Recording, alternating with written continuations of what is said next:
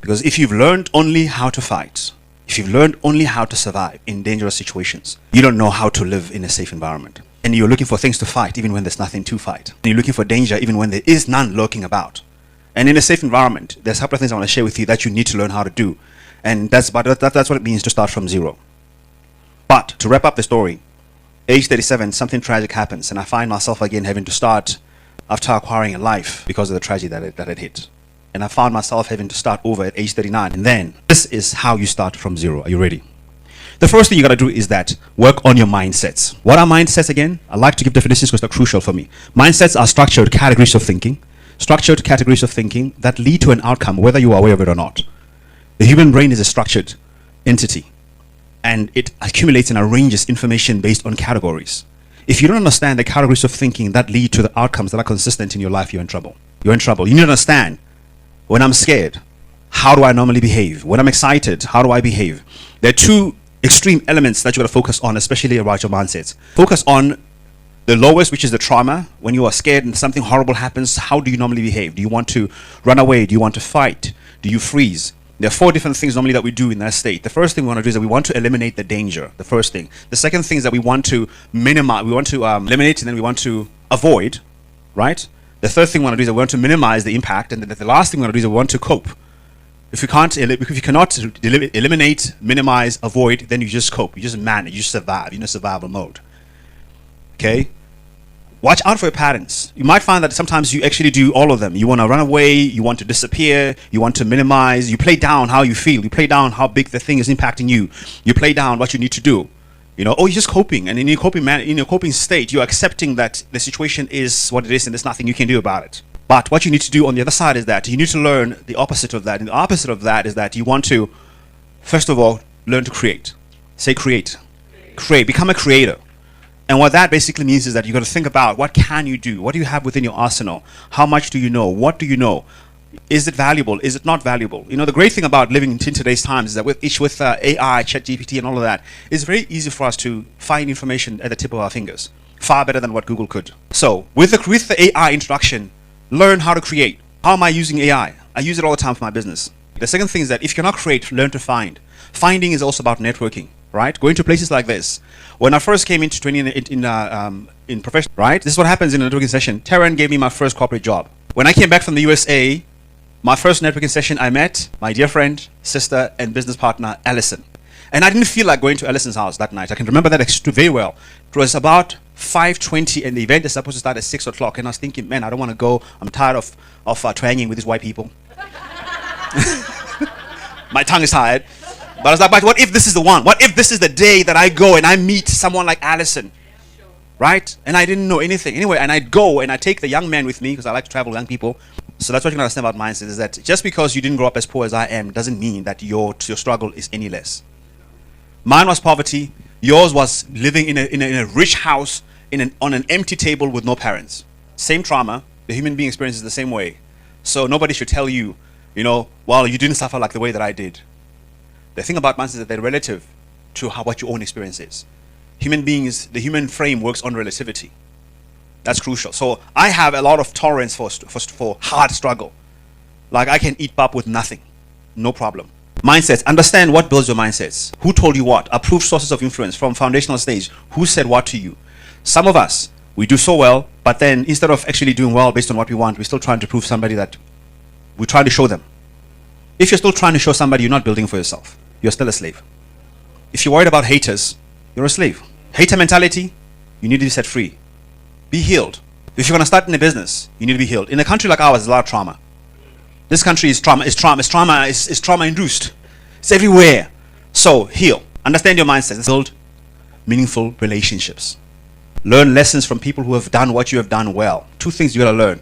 Learn from the people who have done well what to do, and learn from the people who have done horribly what not to do. Don't go to somebody who has not run a business and try to ask them for business advice. Go ask them, what makes you fear starting a business? Learn that. Somebody who has not done very well in whatever you want to do, go learn from them what not to do. If you want to do well, surround yourself with people that have done well in what you want to do well in. And then, can you say, OIPA? OIPA! OIIPA.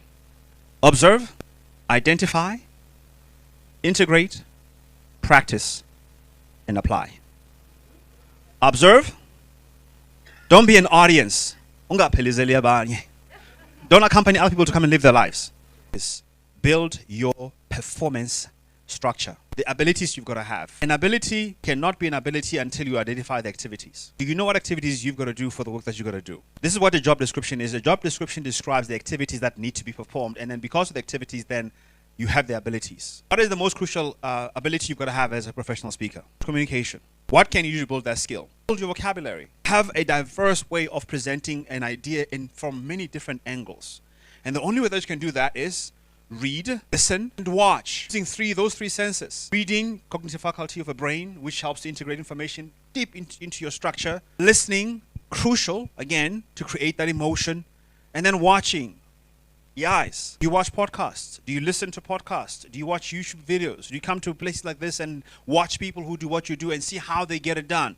All right? Do you read?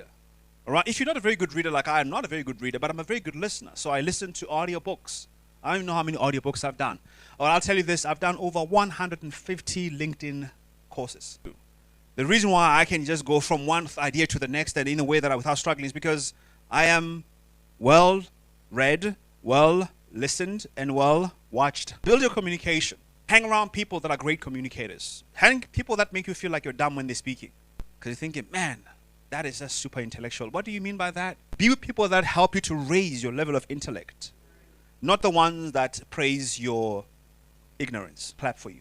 Done something dumb. I showed them, eh? No, I showed them. I told them off, and I blocked them, and I did all of that. Unhelpful if you're going to be in business, because you need to learn how to build great relationships. The other side. So those are the activities. And then here's the thing about the physical attributes. Activities are what? What needs to be done? The second part is how much? Capacity.